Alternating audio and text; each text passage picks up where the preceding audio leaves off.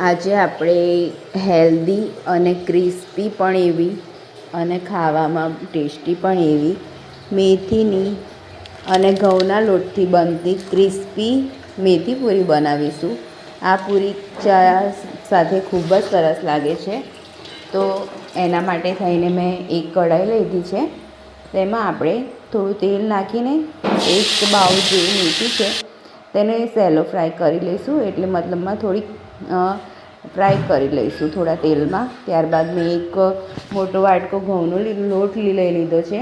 તેમાં અડધી નાની વાટકી સોજી એડ કર્યો છે. ત્યારબાદ અજમો, હળદર, મીઠું, સફેદ તલ, પેલી મેથી આપણે જે કરી છે તે, અને તેમાં કોથમીર લીધી છે, સ્વાદ મુજબ મીઠું એડ કર્યું છે અને 4 મોટા ચમચા તેલ એડ કર્યું છે. ત્યારબાદ તેમાં ચીલી ફ્લેક્સ એડ કરીને મીડિયમ કઠણ એવો લોટ આપણે બાંધી દઈશું અને તેલથી કેળવી લઈશું અને 10 મિનિટ માટે રેસ્ટ આપીશું.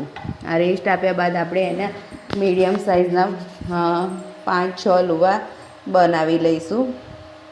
તેને વણી લઈશું અને આપણે એક કોઈ પણ ઢાંકણાથી આપણે કટ કરી લઈશું અને ફોકની મદદથી કાણા પાડી લઈશું, જેથી પૂરી ફૂલે નહીં અને કડક રહે અને ક્રિસ્પી થાય.